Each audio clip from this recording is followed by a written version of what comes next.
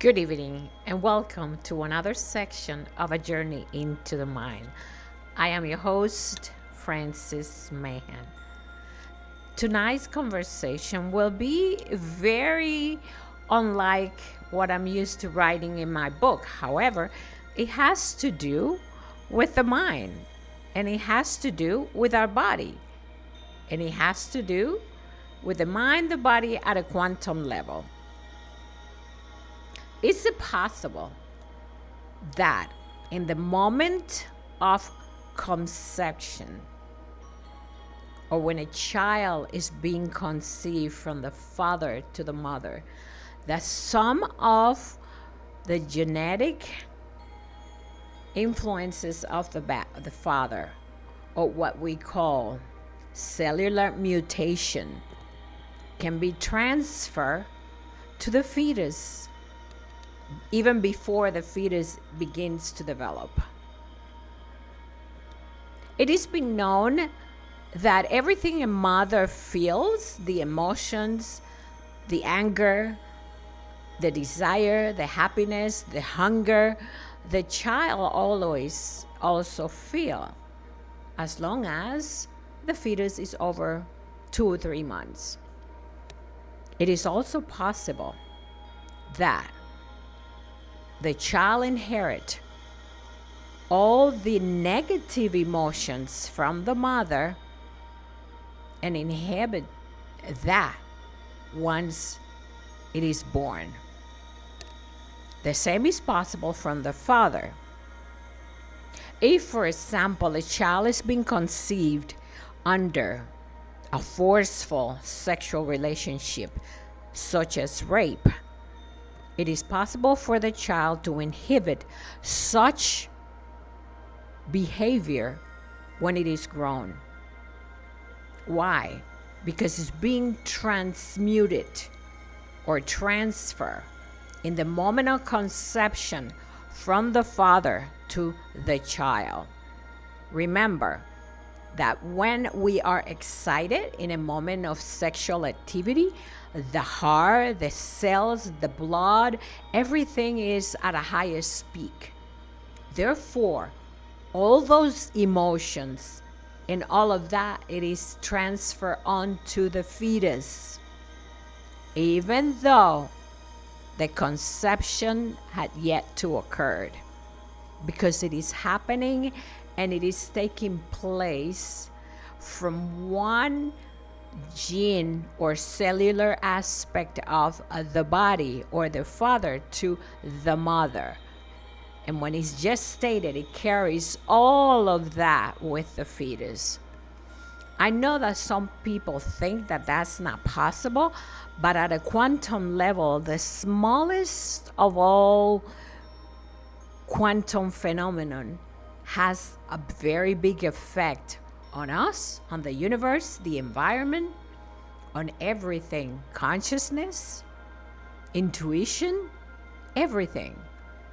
So why will it not be possible for a child to inherit all of those characteristics from the father, not only with the genes, but from the moment of the occurrence, from the moment it happened? It is very probable that a child also that is born under forceful relationship or rape will inhabit very aggressive behavior, will be abusive, because it is carrying that energy from the person that is forcing himself onto another, and it's going to transmute that onto the fetus. Life cannot fully be explained sometimes, but we should not take for granted all the possibilities that are out there for things to be as they are. Just like we try to define what is consciousness and what is quantum mechanics, what constitutes reality, and we cannot define it because we don't know everything there is. In other words, we don't know what we don't know. Therefore, there is much to be learned about the human body about the cellular structure, about quantum mechanics, about how we operate, and about what is and is not reality. Because until we have the answers to all of these questions, we cannot constitute a conclusion to all of them. There is so much we need to learn about our body. There is so much we need to understand about who we are as human beings.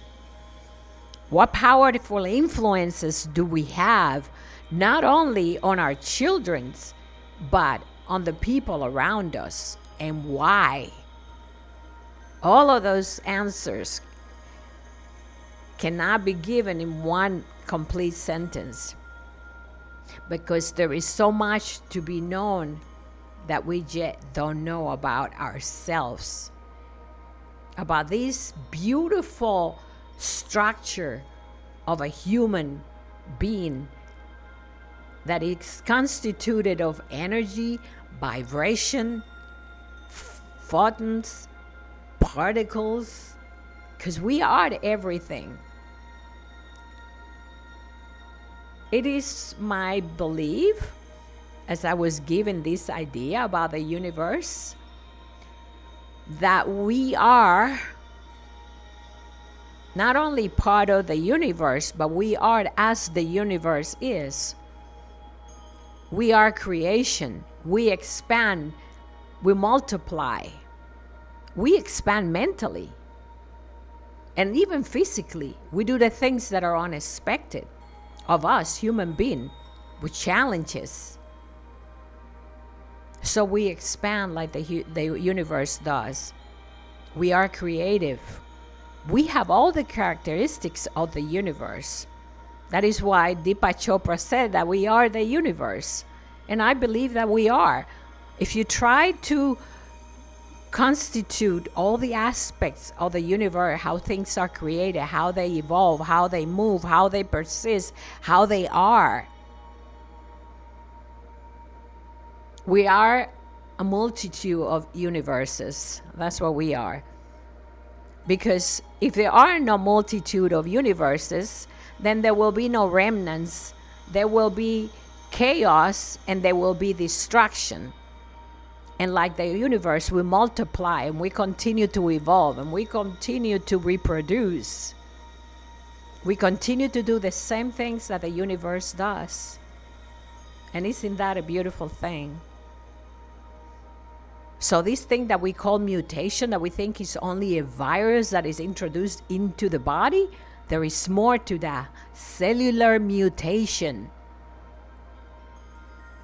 where we can transmute through our cells and the energies of our cells, not only our behavior and our characteristics, but all the emotions that we feel in the moment of conception, or when we are having a sexual relationship and a child is conceived. Think about that. That is something to think about for the weekend. I wanted to make this short because it was a thought that came to me.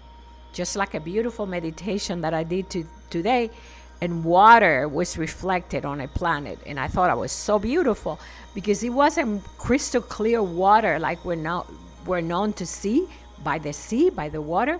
It was water with colors, with beautiful sparks of colors inside of it.